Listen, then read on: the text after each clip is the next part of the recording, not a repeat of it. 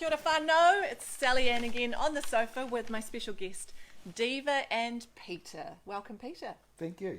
Why are you standing for election? Well, I was a regional councillor for 9 years and then knocked off, went back to the community, and two things have driven me back into it. What are One is the chaos of the bus system in Wellington.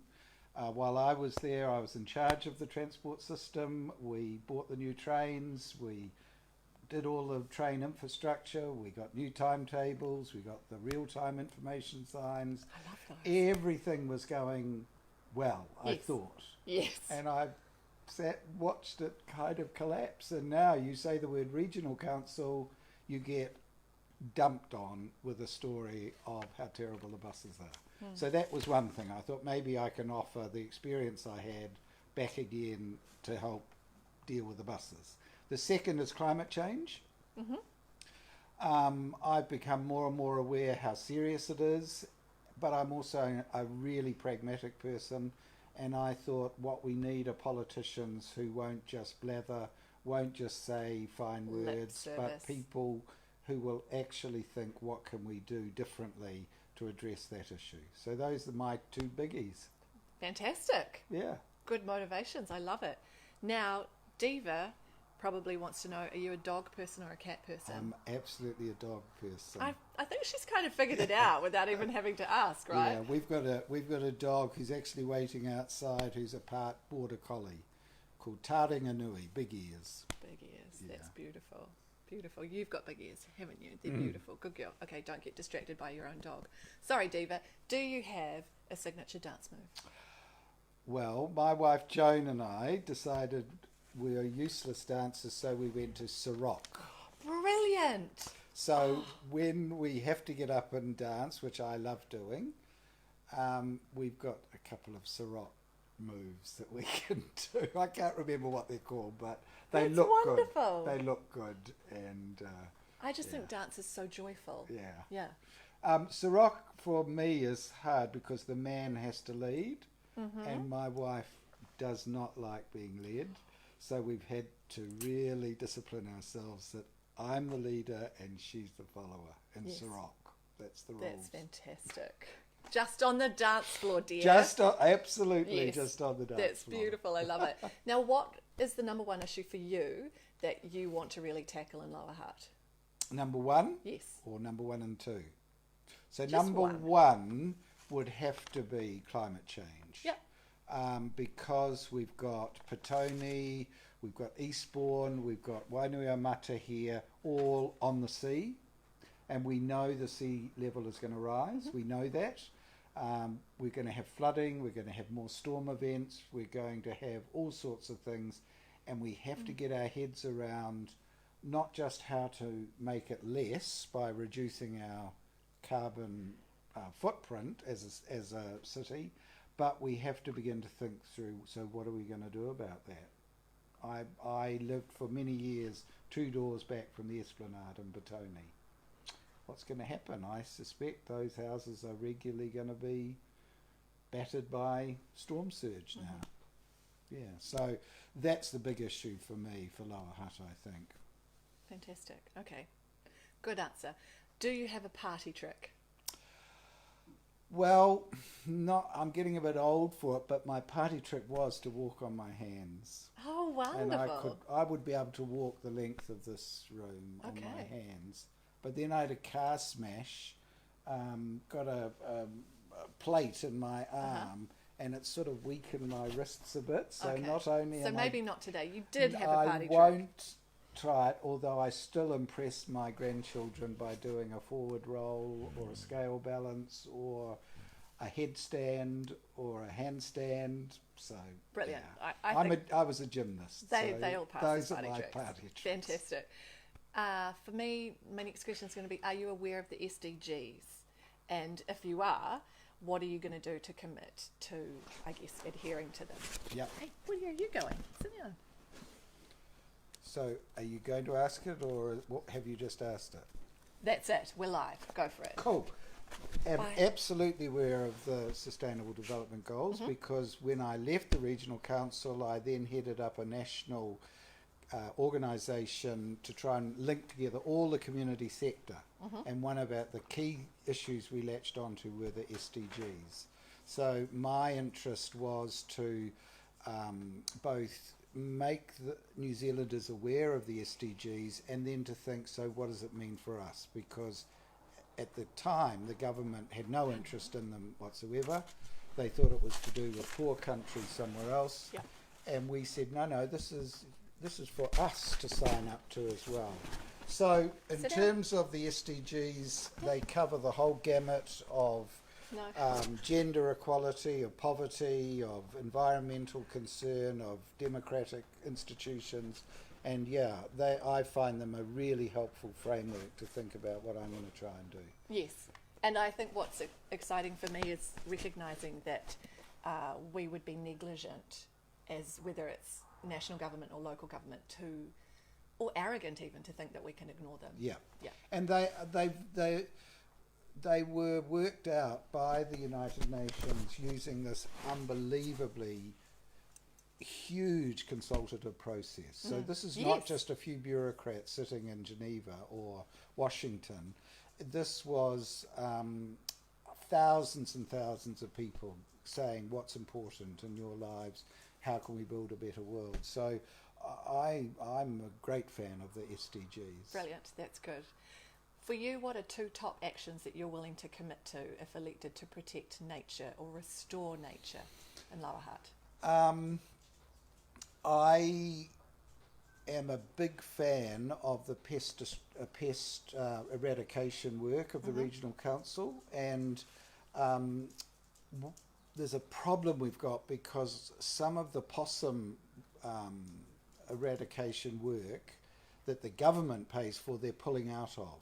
And because the reason that they did it was because of tuberculosis in cattle. Yes. So once they've got herds of cattle free of TB, they say we don't need to do our possum work So anymore. that was a strong motivation, driven through money for farming. Yeah, it was to do with protect money and farming, not to do with the pest eradication the bush to protect and the our birds. bush. I understand, great. But that's the penny dropping live, here guys. in the hut and in Wellington, my house is just alive with birds. I haven't heard a possum for 15 years in the house that I live in, up in the bush. And so I think the Regional Council picking up, even if the central government drops it, for us to pick up that work and keep a really strong pest eradication program going in the region. That's a real biggie for us here in the hut. And the second, what's the second big one? The second big one, I think, is to do with water quality, because we've got a lot of stormwater runoff into our streams, and the Hutt River, the Waifatu stream, the Wainuiomata River, of course, has got a lot of agricultural runoff as well. So a really strong push on water quality, and therefore preserving the ecosystem in our rivers and streams, I think, is another big one for us.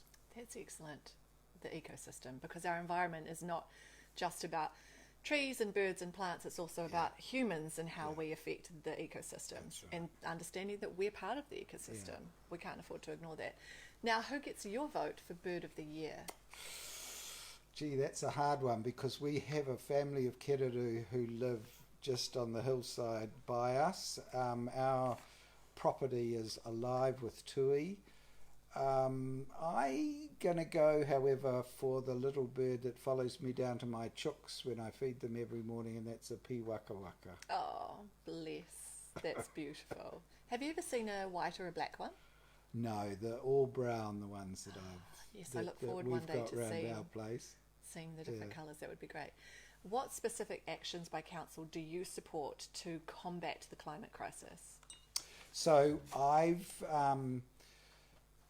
thought it was really important not just to blather about climate crisis, and so I've prepared what I've described as a 7-step climate leadership plan, and 7 really simple steps to do with energy, transport, carbon sinks, leadership, consultation, engaging our communities, working with the local authorities.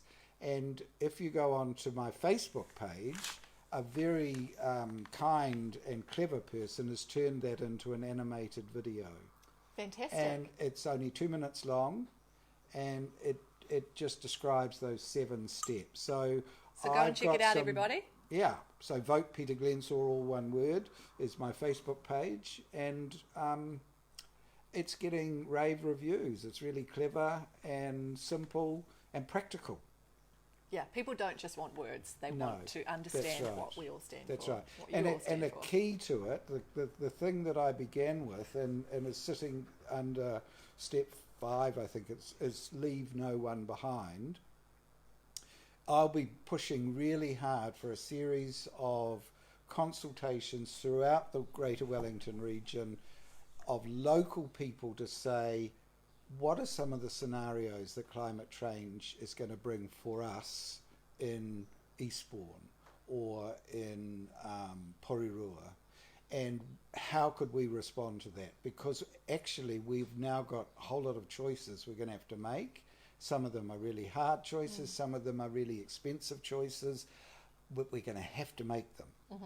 And so we've got to help people understand, A, that the change is happening, and B, they can do something about it. And there might be 6 quite different scenarios that would range from building a 10-foot high sea wall to agreeing that they're going to have to move a half a kilometre back from the coast in certain areas. So work through those so that the local people are engaged. That to me has always been critical as a politician. Engaging and consulting. Absolutely. Beautiful. Well, you've kind of answered one of my questions that was coming up, actually. So I might just skip that one.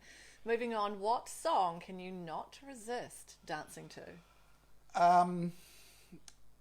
My daughter, who's now a mother herself, when she was a child, used to sing Brown Girl in the Ring. Boney M. By Classic. Boney M. Yes.